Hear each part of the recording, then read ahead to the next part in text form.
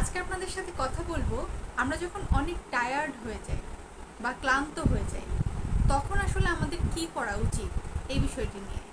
এমন অনেক সময় হয় যে কিছুই করতে ইচ্ছে করে না। তো যখন আমাদের কিছুই করতে না ইচ্ছা করে আমরা অনেকে আছি নিজেকে চাপ দিতে থাকি যে একটু কাজ করার জন্য বা আরও একটু বেশি কাজ করার জন্য, কিন্তু এটা করা ঠিক নয়। আমাদের যখন কিছুই করতে ইচ্ছা না করে তখন আসলে নিজেকে সময় দেওয়া উচিত, নিজেকে কিছুই না করানো উচিত, বরং নিজেকে এই সময় পুরোপুরি বিশ্রামে রাখা উচিত।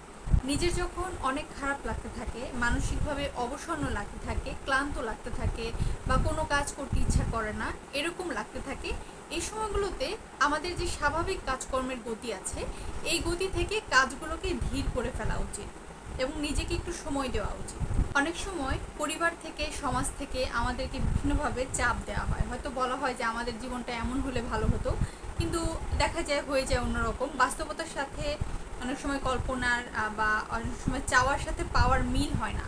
তো যখনই মিলটা হয় না তখন দেখা যায় আমাদের মানসিক অবসন্নতা চলে আসে।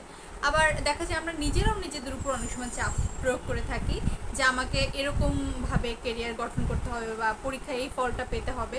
তো যখন দেখা যায় যে এরকম কোনো চাওয়ার সাথে পাওয়ার মিল হয় না তখনই কিন্তু আমাদের মানসিক চাপ অনুভব হয়। তো এরকম পরিস্থিতিগুলোতে প্রথমে যেটি করতে হবে, নিজেকে পুরোপুরি বিশ্রামে নিয়ে যেতে হবে, অর্থাৎ শরীর মন যেন পুরোপুরি বিশ্রাম পায়। এর জন্য পর্যাপ্ত ঘুম দরকার বা পর্যাপ্ত সময় দরকার নিজের সাথে নিজে।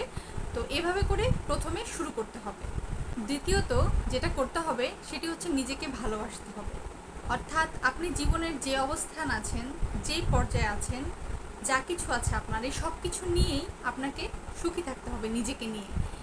তো এইভাবে করে আপনাকে শুরু করতে হবে নিজেকে ভালোবাসা, এবং এটা খুবই কার্যকরী। নিজেকে ভালোবাসা, নিজের মনোযোগটাকে ঘুরিয়ে ফেলতে হবে, অর্থাৎ আমি যে বিষয়টি নিয়ে চিন্তিত বা বিষণ্ণ বা কিছুই করতে ভালো লাগছে না সেই বিষয়টা থেকে মনোযোগটা অন্য কোনো বিষয় নিয়ে যেতে হবে। অর্থাৎ আমরা অনেক সময় আছে যে দেখি জীবনে কঠিন কঠিন বিষয়গুলো নিয়ে অনেক সময় চিন্তা করি, কিন্তু জীবনে অনেক সহজ বিষয়ও আছে সেগুলো নিয়েও কিন্তু চিন্তা করা উচিত। শুধু আমাদের কি কি সমস্যাগুলো নিয়ে কথা না বলে কি কি ভালো আছে জীবনে সেই বিষয়গুলো নিয়েও কিন্তু কথা বলা যায়। তো সেটারই চর্চা করতে হবে এই সময়টিতে। চাইলে জার্নালিং করা যেতে পারে, অর্থাৎ যে বিষয়গুলো এখন মাথার মাঝে আছে সেই বিষয়গুলো বসে একটি কাগজ কলমে সব লিখে ফেলা।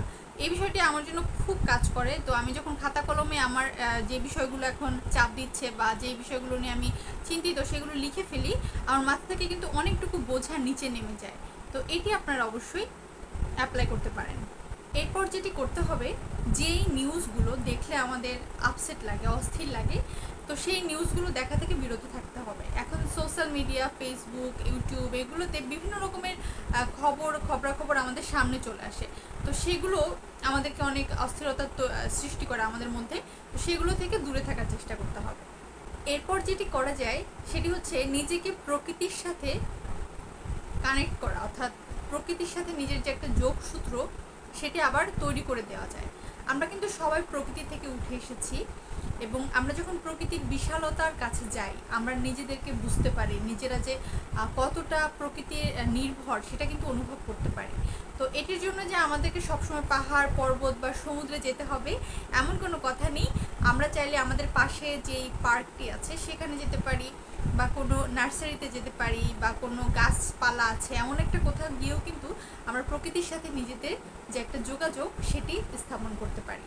মনে রাখতে হবে জীবন আসলে ষড় ঋতুর মতো। আমাদের প্রকৃতিতে যেমন গ্রীষ্ম, বর্ষা, শরৎ, হেমন্ত, শীত, বসন্ত বিভিন্ন ঋতু রয়েছে, আমাদের জীবনেও কিন্তু বিভিন্ন রকমের সময় রয়েছে। তো এক একটা সময় আমাদেরকে এক এক রকম কিছু শেখায়। যেমন দিনের পরে রাত আসে, আবার রাতের পরে দিন আসে, ঠিক তেমনি আমরা কখনো বা খুব কষ্টে থাকি, আমাদের মনে হয় যে এই সময়টা কেন যাচ্ছে না, কিংবা এই সময়টা কীভাবে পার করব। তো এই সময়গুলোতে অনেক বেশি ধৈর্য ধরে নিজেকে সময় দেওয়া উচিত, অনেক নিজের যত্ন নেওয়া উচিত, এবং এই ধৈর্য ধরার মাধ্যমে আমরা কিন্তু ধীরে ধীরে এই সময়টা পার করে ফেলতে পারি। খেয়াল করে দেখবেন যে আমরা যদি শুধুমাত্র দিন দেখতে পেতাম, সব সময় দিন হয়ে আছে, তাহলে কিন্তু আসলে দিনের যে একটা কি মূল্য, সূর্যর যে একটা আলোর যে একটা কি দাম সেটা কিন্তু আমরা বুঝতাম না।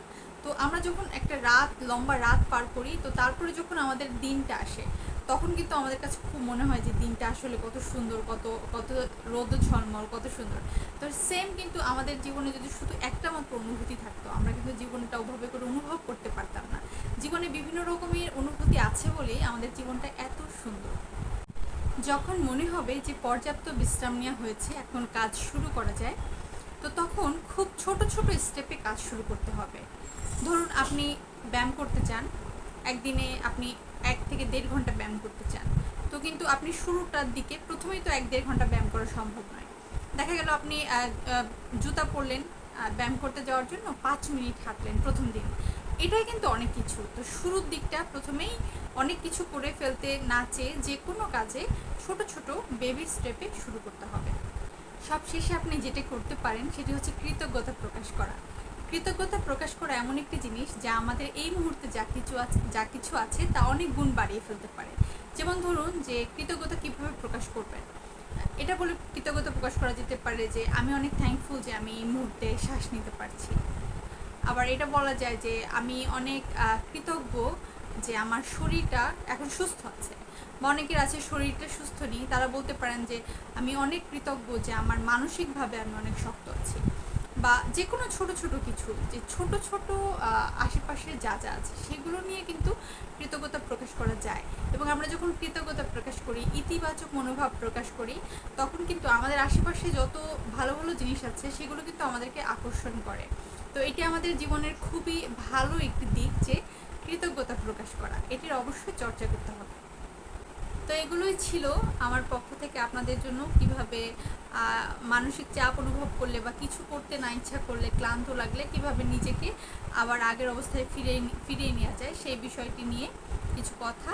তো যাই হোক, অনেক সময় আছে আমাদের সাথে এমন হয় যে সব কিছু করার পরও আসলে কাজ হয় না, যেমন মনে হয় যে হচ্ছে না। তখন আসলে আমার মনে হয় যে আসলে নীরব থাকা উচিত, কারণ নীরবতা আমাদের অনেক কিছু শেখায়। নীরবতার অনেক ভাষা আছে। তো সব সময় যে কিছু করতে হবে এমন কোনো কথা নেই। কিছু সময় বা কিছুক্ষণ নীরব থাকলে অনেক সময় আমাদের ভেতর থেকেই অনেক উত্তর পাওয়া যায়। যাই হোক, আজকে অনেক কথা বললাম। সবার জন্য অনেক শুভকামনা। সবাই অনেক ভালো থাকবেন, সুস্থ থাকবেন। Thank you.